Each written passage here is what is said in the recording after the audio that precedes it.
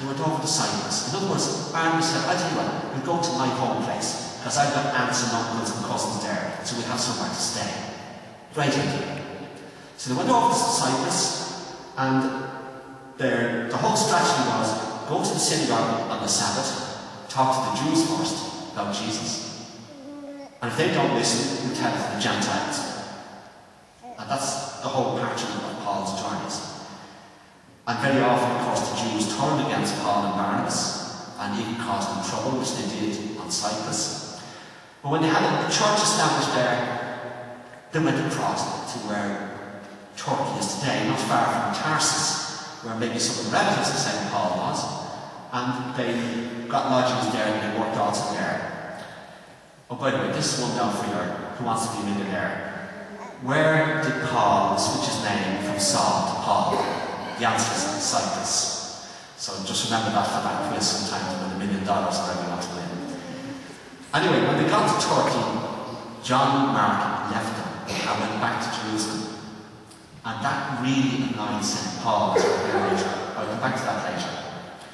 So Barnabas and Paul continued their work there in southern Turkey, setting up churches, and went back to Antioch. And when they got back to Antioch in about 49 AD, there were some guys from Jerusalem there saying, all these Gentile converts, they all have to be circumcised. And that caused awful upset. So the church in Antioch said, we'll send our 2 tough negotiators down to Jerusalem to meet the apostles, to send Saul and Barnabas down, or Paul as he was now. And the interesting thing is, when they got to Jerusalem and met the church, and that was the first council of the church ever in Jerusalem, Peter, the Pope, if you like, supports them. And so the decision was made, circumcision wasn't necessary, just to follow certain good moral practices and to keep the faith. So they came back to Antioch very happy. And then they said, we'll go back to these churches and set up and see how they're doing. So they were about to set off, and Barnabas said, we'll take John Mark with us again. And Paul said, no way. That fellow betrayed us. That fellow walked out on us. He let us down. We're not taking him. And so Paul and Barnabas had a disagreement. And what happened in the end was that Barnabas headed to Cyprus, to his home place, with John Mark, and Paul went up to modern-day Turkey, taking with him Silas, and was very soon joined by St. Luke. And we never hear again of St. Barnabas in the Acts of the Apostles after that. Although St. Paul in his letters he wrote later twice refers to Barnabas, showing that even though they had a falling out, he still held Barnabas in great respect. I want you to think of this. If it was not for Barnabas, we would never have found St. Paul. Without St. Barnabas, St. Mark would probably never have written his Gospel. And perhaps because of that disagreement between Paul and Barnabas, and Paul having to find a new companion, which brought St. Luke onto the scene, we might not have had St. Luke's Gospels or the Acts of the Apostles.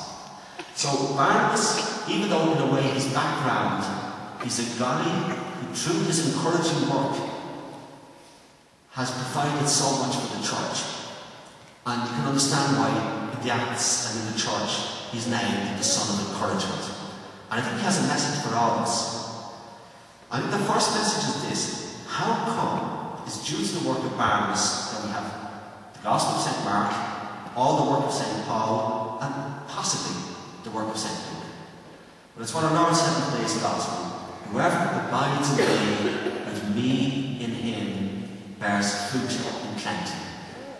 St. Barnabas, the man of faith in the Holy Spirit, was a man of prayer. He loved our Lord. He believed in our Lord. He believed our Lord was with him. He became a buddy of our Lord. I don't know whether he saw with his eyes the risen Lord ever in this world, but he certainly epitomised those of whom our Lord said, "Blessed are those who have not seen and yet believe." You know, you might you remember what Father John here was saying last night about that nun who had such an effect on him when he saw her in prayer. It's a bit like that as well for all of us.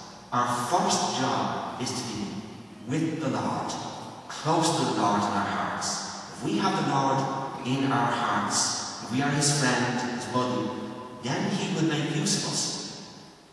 And the huge work he did through Barnabas is a sign of the extent to which Barnabas was with Jesus. There's another thing I want to point out to us here. St. Barnabas started his missionary work by going home to his home people in Cyprus. And the last we hear of him is when he's back in his home place in Cyprus. And I just want to put this to you. Don't think of going down to Campbell Island, which is south of New Zealand, which is the furthest place on the globe from Ireland. Go to your own family first, your own people, and witness the gospel to them. That's how St. Barnabas did it, and I reckon if he was here today, that's what he would be saying to you and to me. And it is a good determination of conscience to do I really bring Christ to those in my own family and in my own circle? By the way, they were the words too of Mother Teresa of Calcutta, who often said, start in your home place. There you will find that brother or sister of the Lord in need. Because many of the problems out there in the streets are because somebody wasn't loved at home. I watched a documentary on Stalin recently. Stalin was not a nice person, but when you know his history and see how his father treated his mother and the dysfunction of that family, you can see why Stalin turned out the way he did. But it just illustrates again, bring the gospel to home first. One final thing I'd say to you is this. I just pray through the prayers of St. Barnabas that we will all of us be sons and daughters of encouragement in the church. And I would like that for you and for me it will be said, Christ in all eyes that see us, Christ in all ears that hear us, and Christ in all hearts that think of us. And let that be our prayer today when we receive our Lord in communion, that you will have the grace to be a great witness, and that you will be reflecting more and more in your life the image of Christ to all you meet, and lifting them up and encouraging them by the kind of person you are.